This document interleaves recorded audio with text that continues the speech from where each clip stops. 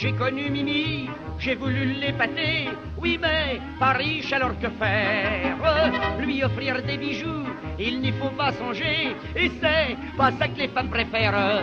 Maintenant elles sont au sport, vous devinez alors, avec très peu d'argent, ce que j'ai depuis quelque temps pour promener Mimi, ma petite amie Mimi, et son jeune frère Toto. J'ai une auto, je l'ai payé 300 balles chez Monsieur Hannibal, le marchand d'occasion de la rue de Lyon. Elle fait autant de bruit qu'un gros camion, 5 tonnes.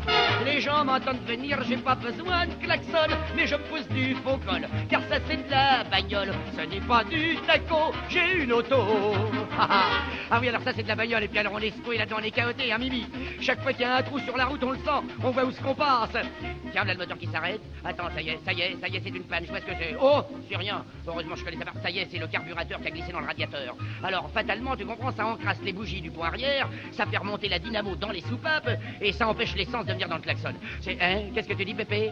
Que je suis calé en mécanique? Oh, bah dis, je veux. Ma grand-mère avait une machine à coudre, alors... Allez, Mimi, appuie sur le démarreur. Ça y est, hop, double reparti. Ah, ça c'est de la bagnole alors, hein?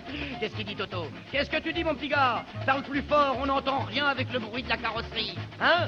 Il y a un fou qui veut nous doubler. Bon, eh ben laisse-le faire. Allez, passez, monsieur. Regarde-moi ce fou, dis donc. Eh. Il fait au moins du 30 à l'heure. Ah, si, du 30. Regarde mon compteur, quoi. Moi, je fais du 22 et on file à plein gaz. D'ailleurs, si ça continue comme ça, Mimi, on sera à Deauville dans un an. Attention, mes enfants, voilà un virage. De la prudence. Le bras à la portière, tout le monde. Là. Mimi, tu me fous le doigt dans l'œil. Attention, là. Oh, quel virage, hein. Sur l'aile. Allons, bon, ça y est, c'est Toto qui est resté dans le virage avec la banquette arrière. Oh, enfin, ça fait rien, y a rien de cassé. Eh ben, ma Pépé, nous voilà seuls. Profitons-en, viens qu'on s'embrasse. Hein? Qu'est-ce qu'il y a? T'as les pieds qui baignent dans l'huile? Comment? Oh, il y a une fuite à la boîte à vitesse. Mais c'est rien, ma chérie, ça se fait dans toutes les bonnes voitures. T'as qu'à l'éponger avec ta houppette. Alors, Toto, bah, qu'est-ce que t'attends pour regagner le gros du bataillon? Rapplique avec ta banquette arrière, mon petit gars. Oui, c'est un incident. T'as qu'à l'attacher après le pare-brise, là. Oui, là, avec un morceau de fil de fer. Ça y est? Bon, Mimi, appuie sur le démarreur. Hop, ça y est, double reparti. Ça c'est de la bagnole alors. Dans ma petite voiture, on ne fait pas du sang. Y a qu'un défaut, les roues se dévissent. Pour serrer les écrous, après chaque tournant, notez que ça fait de l'exercice.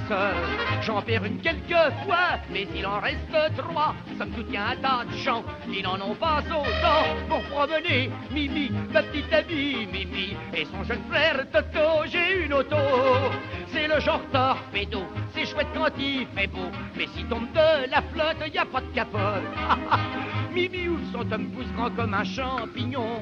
Moi l'eau me coule dans le cou et dans mon pantalon, mais je me pousse du faux col, car ça c'est de la bagnole, ce n'est pas du taco. J'ai une auto.